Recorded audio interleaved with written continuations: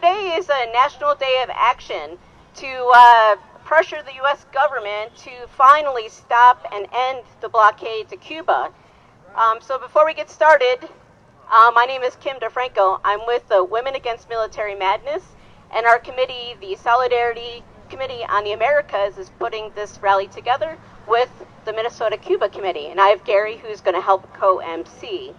So I just wanted to note that we are here today on the street corner and being visible to be a part of the National Day of Action. National Day of Action here, actually Duluth, Minnesota, around the country and around the world. And we want to demand the U.S. end the inhumane blockade of Cuba. Right. So the question becomes, why does the U.S. still have a blockade against Cuba? There are no troops, no ships, no planes or bombs being sent to Cuba, so what really gives? There's a brief history of why this all started. The U.S. has been at war with Cuba, directly or indirectly, since 1898. Since Cuba gained their independence, since Cuba's gained their independence, they were always a target from the U.S., especially after the failed attempt to invade Cuba, known as the Bay of Pigs invasion. The U.S.'s failed landing operation on the coast of Cuba in 1961 by Cuban exiles who opposed Fidel Castro's Cuban Revolution. So that's a hint why we have a blockade, or not we, the U.S. government. Since 1992, the United States has maintained a comprehensive economic embargo on Cuba, and in February of 1962, President Kennedy proclaimed the embargo on trade between the U.S. and Cuba. This is in response to certain actions taken by the Cuban government and directed the governments of commerce and the Treasury to implement the embargo, which still remains in place today. The U.S. wants to punish Cuba, and then you want to ask, why do they want to punish Cuba? Well, they want to punish Cuba because its leaders and the people are for making their lives better for everyone that lives in Cuba, and of course being independent from the U.S. Government. So now it's 2022, which means the war on Cuba is the longest war against a nation.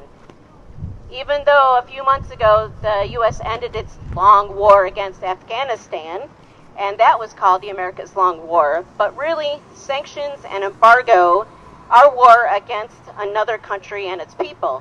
Sanctions and effects of any embargo still kills and is a war against the nation and its people.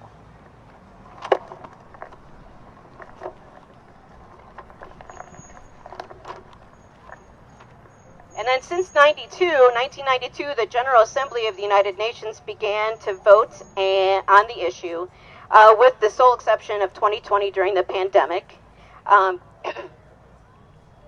There's an overwhelming support to end the embargo on Cuba around the world. While the Assembly's vote carries political weight in terms of an international diplomacy, only the U.S. Congress can lift the embargo, and it's been in place for 5 decades. So in June of 2021, the United Nations had a vote on the resolution to end a blockade, with a total of 184 countries voted in favor to demand the U.S. economic blockade in Cuba. So throughout the voting years, only United States and Israel are the firm countries that have voted to keep the embargo going, with the exception from time to time other countries like Colombia, Ukraine would either vote with the U.S. or just abstain, just like Brazil abstained. So this November will be another vote, along with, So this November will be another vote. We, along with other cities, states in the world, have been organizing car caravans to bring the attention to the devastating effects against Cuba, the devastating blockade effects against Cuba. So we have organized events in solidarity with the Cuban people and demanding the U.S. government end it now, and we want to join with the rest of the world to demand the end to the blockade. And so thank you again for coming. We really appreciate it. It's very important to be here today. And I want to introduce Gary. The timing of timing of today's action is related to the fact that the UN vote is this coming Thursday, November the 3rd. And the leadership on this is from the committee in New York City, which is organizing a whole week of activities, including calling for cities around the United States, Canada, and the world to have demonstrations on this particular day, the 29th of October. I'm now going to introduce our first speaker today, Sandy Sherman from the Minnesota-Cuba Committee. And we're putting Sandy up front here today because within the last few weeks, our movement in the U.S. has really zeroed in on the importance of pressing the Biden administration to get Cuba off the terrorism list. That doesn't mean an end to the blockade. That remains our long-term goal. But as a short-term measure that is entirely in the hands of the administration, not Congress, we have begun a national campaign on this. And Sandy will explain why getting Cuba off the terrorism list is so important. Sandy? Thank you, Gary, and thank to SCOTA and the Cuba Committee for asking me to speak.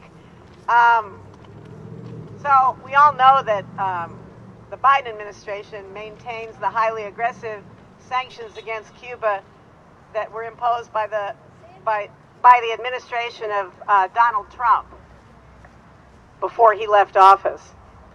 One particularly pernicious part of that U.S. campaign to destabilize Cuba and try to overthrow the revolution is the listing of Cuba as a state sponsor of terrorism. Cuba was first put on that list in 1982, but it was taken off that list in 2015 as part of the Obama administration's initiative to open up dialogue with the Cuban government. The Trump administration, which battered the island with more than 200 new sanctions, put it back on the list just 9 days before leaving office. While the Biden administration has rolled back some of the Trump-era restrictions on Cuba, the continuing terror designation is now affecting travel to the United States. People from 40 countries this year lost the right to travel to the U.S. without a visa if they visited Cuba in the last decade. For U.S. travel, they must now apply for a visa, and it may take months for an appointment.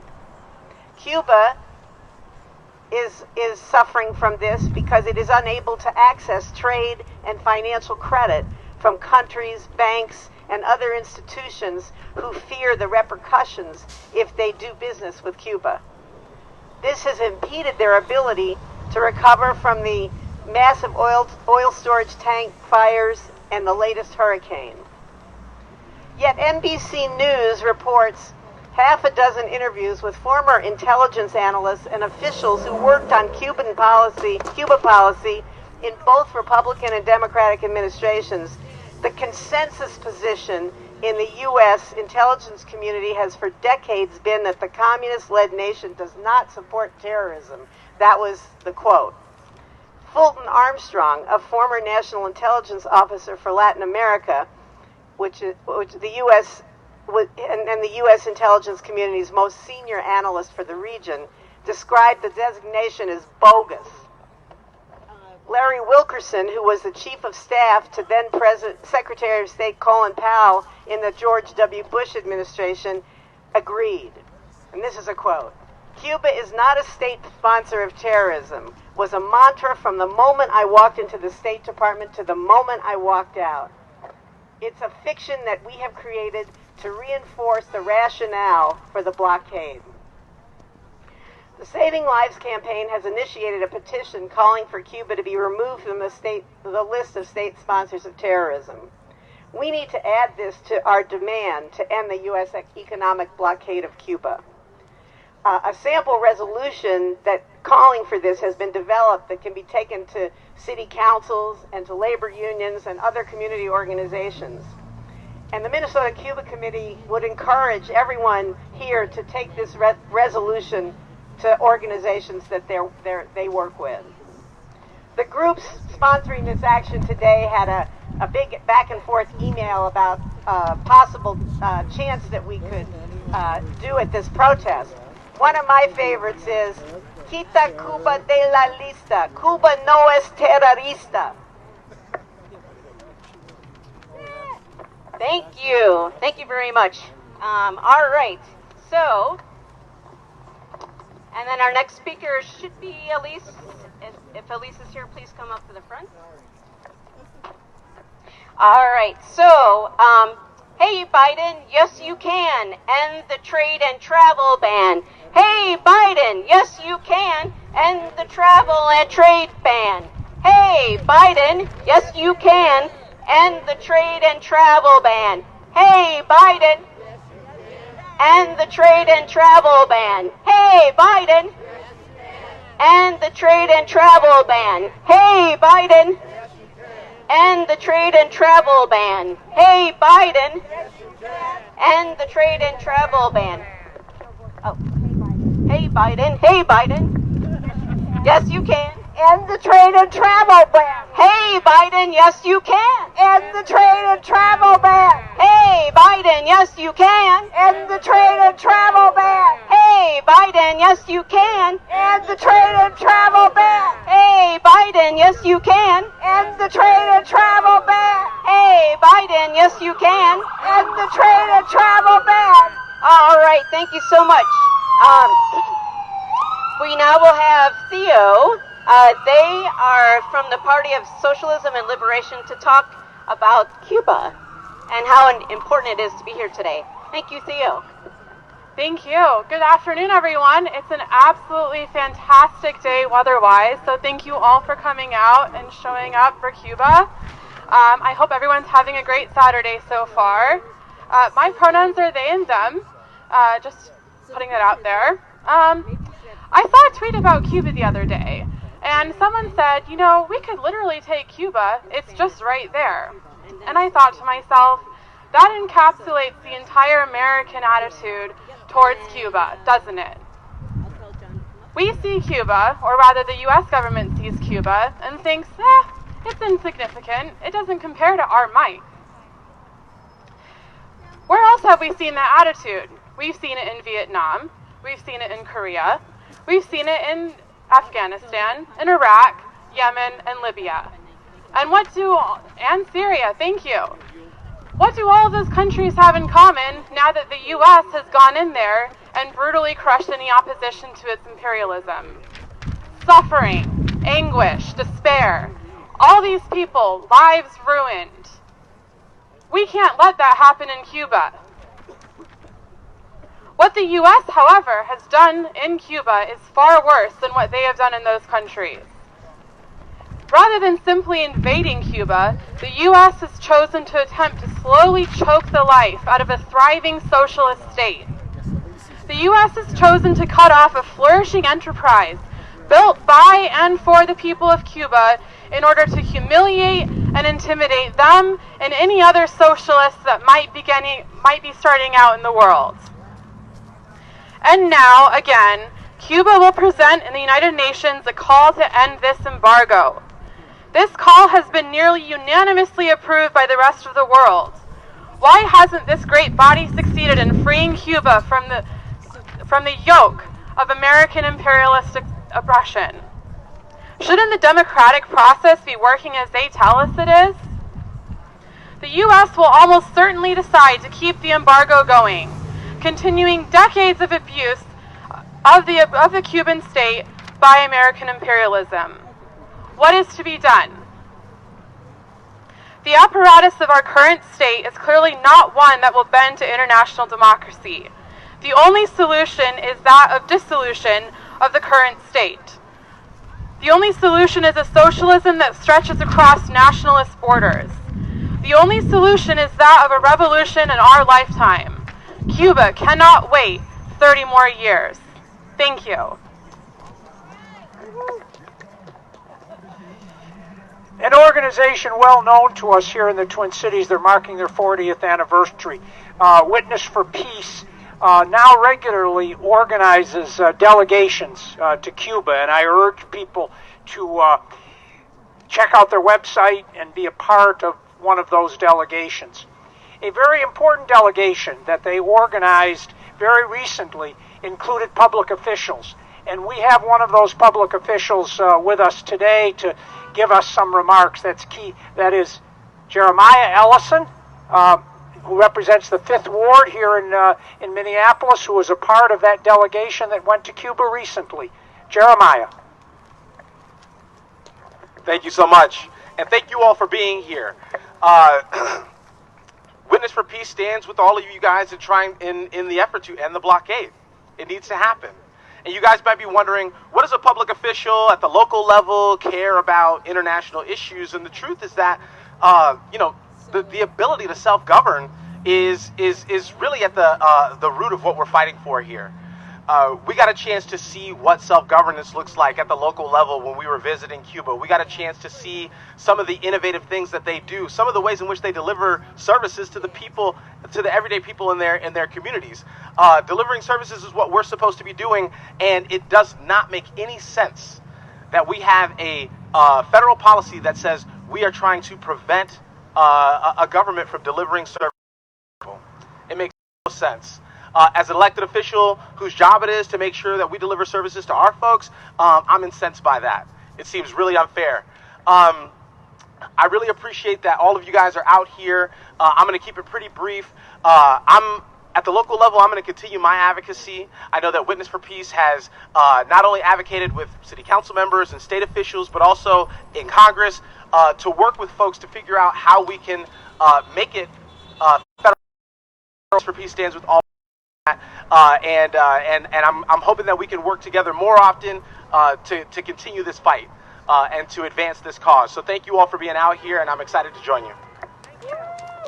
Thank you, Jeremiah. I'm so glad you got a chance to visit Cuba, and we had other folks in our community that have, and it's really important to go visit Cuba for 2 reasons, maybe 3, maybe more, but mainly to show all of us Americans that Cuba has a better way of life for people instead of our U.S. government here, who really doesn't care about its people. And that was very evident during the pandemic. And also there's many trips, delegations going to Cuba, so you can search out groups. Our Facebook page on SCOTA has trips being announced every now and then. We actually have another delegation going in November. That is correct, November. Next week already. So they're all excited about going. So if you ever want to take a trip to Cuba, let us know, because we're planning more trips in the future, and there are other groups too that always go. And it's really important to send our dollars to the Cuban people, because even though they have lasted during this embargo by every means necessary, they've actually made great strides, but they are truly being under attack by the U.S. government, and they're truly needing more help. So 1 is to end the embargo, and 2 is to go travel, and then 3 is making sure that international countries can also do business, trade, and other things with Cuba. So when Cuba is under attack, what do we do? Stand up, fight back. When Cuba is under attack, what do we do? Stand up, fight back. When Cuba is under attack, what do we do? Stand up, fight back. When Cuba is under attack, what do we do? Stand up, fight back. All right, so our next speaker is Gabriella Poser from the Socialist Workers' Party. She's also a candidate running for governor. As you know, the governor's race doesn't really have too many choices in the mainstream media. So here's another perspective about running for governor, and here she is, Gabriella. Thank you so much. The single most important thing we can do here in the United States in defense of the Cuban Revolution and Cuba is advance the perspective of a socialist revolution here, to build a working class party that could lead a revolution here in the United States. The economic war that has been carried out by every administration with the state of goal of creating hardship for the working people of Cuba there's the Mallory memorandum, thank you, long word, in 1960 that stated, the majority of Cubans support the revolution. For the U.S. government, therefore, the necessary state policy must be one that makes the greatest inroads in denying money and supplies to Cuba, to decrease monetary and real wages, and to bring about hunger, desperation, and overthrow of the government. This is very intentional by the rulers. And they also want to make an example of Cuba, that this is what happens when you emulate the socialist revolution of Cuba. The determination to crush the revolution has been exacerbated by the worldwide capitalist crisis. And in the absence of any other anti-imperialist struggles happening in the world today. Cuba is isolated. In an imperialist epoch, you cannot have socialism in one country, in a world that's connected economically and politically. But Cuba remains a living example for toilers everywhere. They show that it is possible for workers to make a revolution by taking political power into their own hands, an example of what that revolution can achieve. Thank you.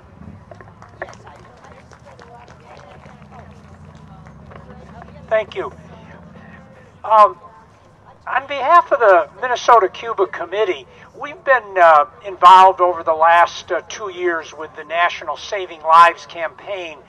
And I just wanted to thank, because I'm sure many of you here today have contributed to the fundraising that has been done, 2 very specific campaigns to help the Cuban medical system. First, the $600,000 that was raised nationally to send syringes that allowed Cuba to make its way out of the pandemic using vaccines that they developed themselves on the island.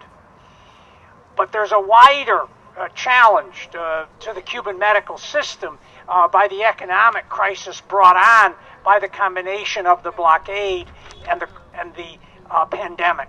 And as a result, we've recently raised another more than $100,000 to send anesthesia machines and sutures and other supplies, ultimately valued at more than $2.5 million, more than the United States government recently gave in response to the Cuban government's request for hurricane aid. So I thank every one of you who's contributed to those 2 campaigns.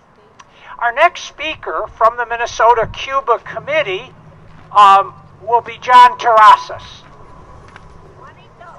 Juanito.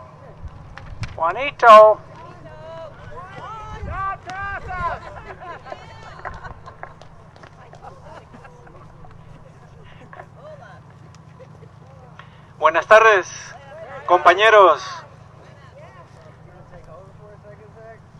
El pueblo de Cuba hizo una revolución en 1959 que puso fin a las dictaduras brutales respaldadas por este país y que supervisaban la pobreza, el analfabetismo, la corrupción y la codiciosa obtención de beneficios por parte de las empresas y los mafiosos estadounidenses. Desde entonces, el gobierno estadounidense ha intentado derrocar al gobierno de Cuba y recrear un gobierno títere.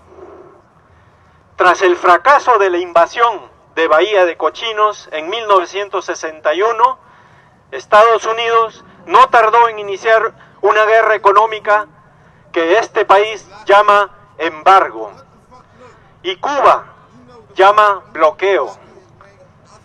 Incluye los esfuerzos de Estados Unidos para obligar a otros países del mundo a unirse a la guerra económica de Estados Unidos. Se imponen multas a los bancos extranjeros que hacen negocios con Cuba. Se prohíbe el envío a Cuba de productos que tengan incluso una pequeña cantidad de piezas de una empresa subsidiaria estadounidense. Esta política ha causado crueles daños y dificultades a la nación cubana. Contribuye a provocar la escasez de productos de primera necesidad, como alimentos y medicinas. Además, Estados Unidos incluye falsa e injustamente a Cuba en la lista de estados patrocinadores de terrorismo, lo que causa más daño al país caribeño. Todos los años, desde 1992, la Asamblea General de las Naciones Unidas ha votado abrumadoramente para poner fin a esta brutal política, pero el gobierno estadounidense hace oídos sordos. Así que en última instancia hay que presionar aún más al gobierno hasta que ceda. Este año la Asamblea General de la ONU debatirá y votará la resolución de Cuba para poner fin al bloqueo los días 2 y 3 de noviembre. Las personas que apoyan esta resolución realizarán manifestaciones en Times Square, en Nueva York, y a nivel nacional e internacional. Hoy, sábado 29 de octubre, en todo el país estamos en solidaridad con Cuba, en apoyo para que el voto de la próxima semana sea favorable nuevamente 30 años seguidos, para que levanten el bloqueo criminal, cobarde y cruel contra la nación de Cuba. Compañeros, Cuba socialista no es terrorista. Yanquis a la lista.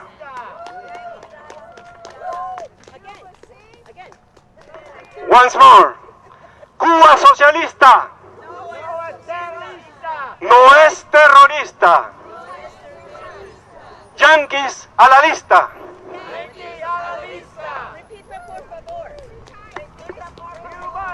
Cuba socialista no es terrorista. Yanquis a la lista. Cuba socialista no es terrorista. Yanquis a la lista. Gracias, Juan. That's right, the Yankees get out of, they're not in Cuba, but Yankees go home and stay home and get out. That is correct. As soon as I said that, I was thinking, oh, Guantanamo. Yep, Yankees out everywhere. The Yankees out of everywhere. All right, so we've had some great speakers. And so we're getting close to the end of the rally, but since we're all out here on a nice day, we're going to keep you for a little longer. So, at the end of the rally, I would like everyone to come here and stand by the banner to do a group shot. Not yet, but at the end, so we can get one big group shot, because our photos are going to go everywhere. So, and on that note, so we did have some people go to Cuba. Sarah Martin was one of the delegations from SCOTA. So I invited her to come up just to say a few words on how wonderful the trip was and how the Cuban people relate to us.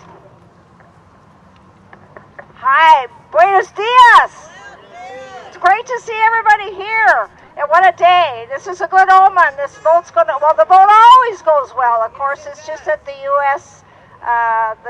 Rules, unfortunately. But it probably was said, but this vote, actually, the countries started talking about this vote in their opening speeches, so it's taken on a different flavor. There's going to be, people are, I won't say much more serious, but it's taking up much more time at the UN, which is a very good sign, because, 60 years of blockade, that's just, when you think of it, and I got to experience it back in early March. Was it March we went?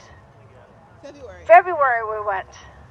It's an incredible place. It's an incredible place, and I encourage everybody to go. Not only the surprising thing is you go because you know it's your political duty, right? We've got to go stand in solidarity with the Cubans. We've got to. They also can use the money, but it's just so important that we, from the belly of the beast, go there and let them know that there are, and let people back here know that there's support for them and their revolution.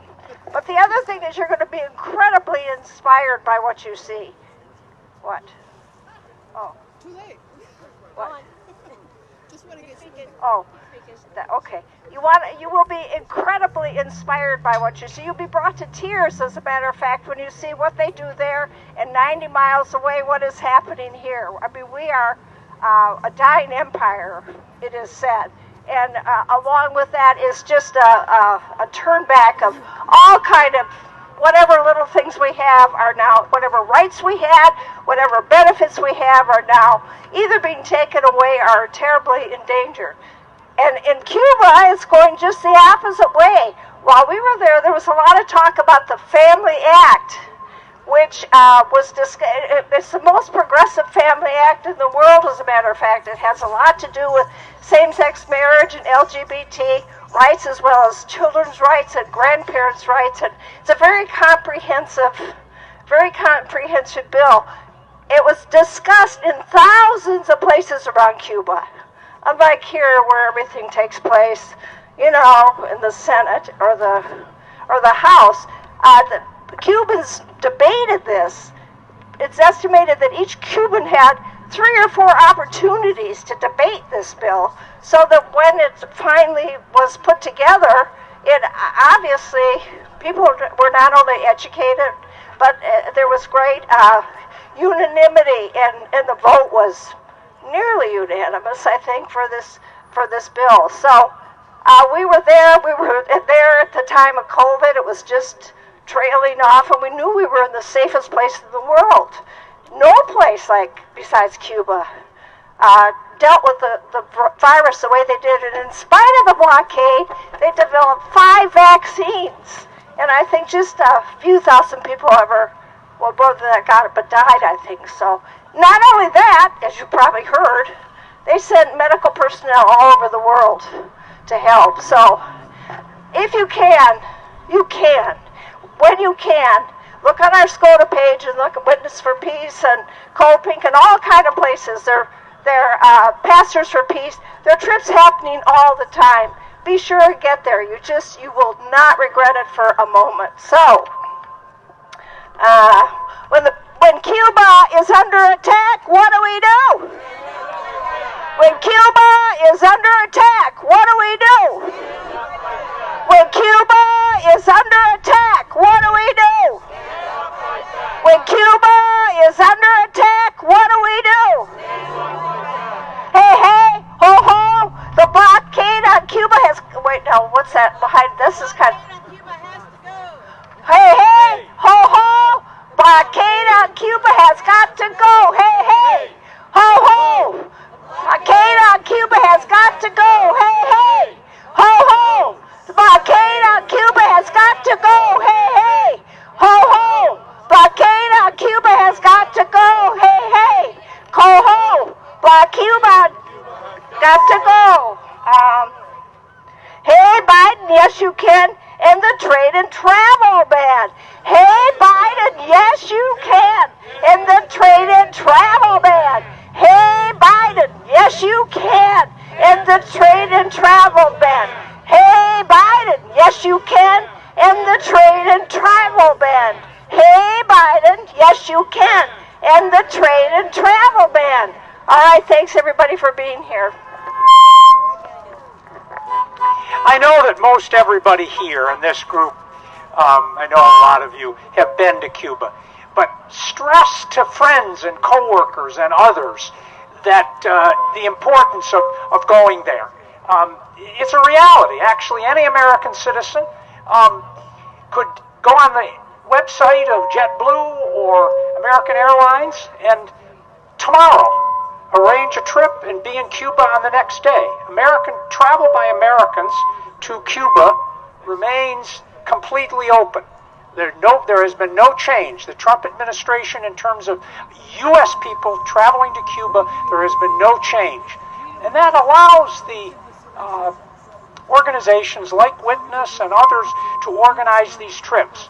So we urge you to, by whatever means, to get there and see the Cuban reality so you can come back and share it with people here. We will be having a program very soon to give a more detailed report in a easier context from a representative of our committee who was there on a brigade, from Jeremiah Ellison and Robin Wansley, who were there with Witness for Peace on the elected officials group, and also Teddy Potter from the University of Minnesota, who just returned from Havana, where a formal new memorandum of understanding between the School of Public Health and the University with the Ministry of Health in Cuba was signed for further medical collaboration between the two institutions.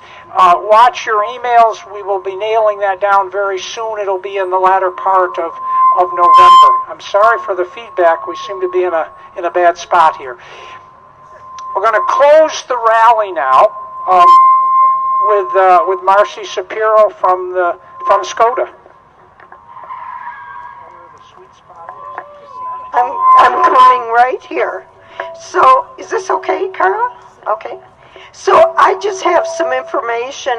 First of all, I just want to reiterate that there is a rally going on right now in Duluth, Minnesota. It's probably the first Cuba rally in Duluth, so we're really excited about it.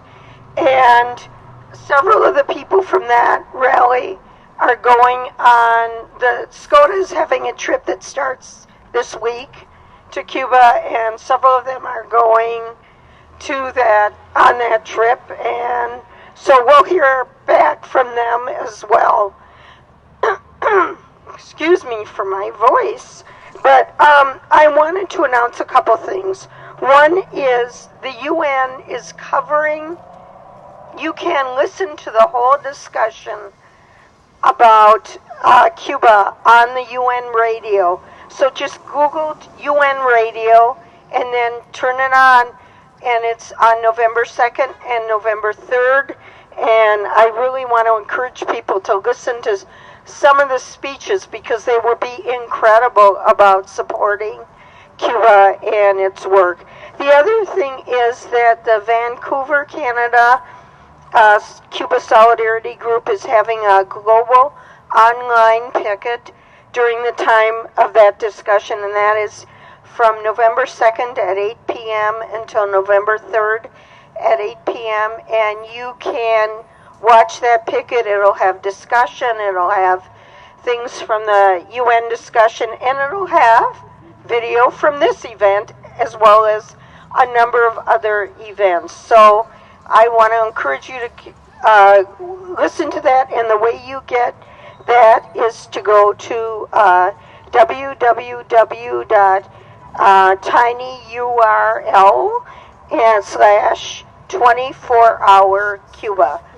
And we'll put both of those on our the SCOTA Facebook page, so you can go to them about how to reach these two events. I think it's really important to show your support by listening when the discussion is going on. So thank you everybody for being here, and I will turn it over to Kim.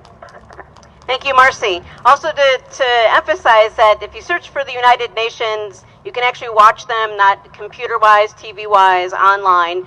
So it'll be really interesting because each country will come and do a speech about why it's important to end the embargo, except for two countries. But this year seems even more important to really take this vote seriously. One, because we all came out of, we're still in a pandemic, but we came out of like the really crux of it.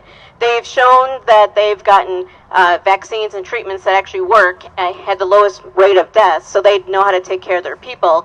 And plus, after the hurricane, and then even before the hurricane, there was a devastating fire at a petroleum plant, I believe, and it was just really horrible. So they can't even get materials in to rebuild, barely. So, like I was saying before, despite all its setbacks and the years of being under a blockade, they have survived. So that's pretty incredible that this country can survive.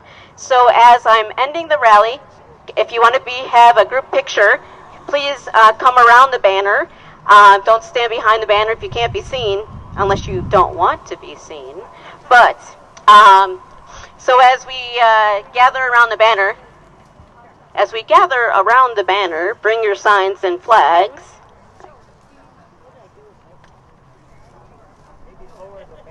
Yeah.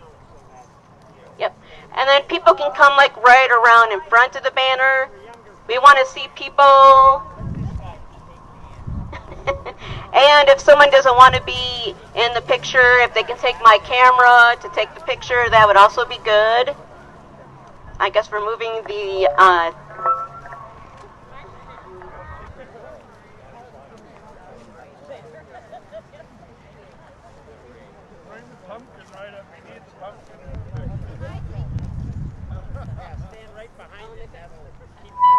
if anybody wants to take the photo and not be in, they can use my camera.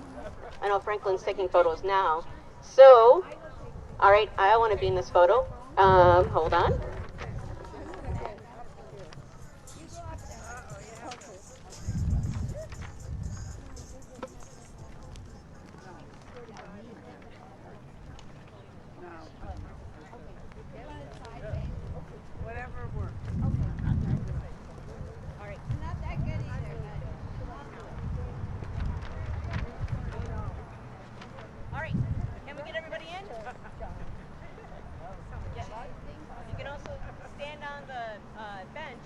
Final chant for the... All right, Cuba C, Blockade no! Cuba C! Blockade no! Cuba C! Blockade no! Cuba C! Cuba no! Cuba C! Blockade no! Cuba C! Blockade no! Cuba C! Blockade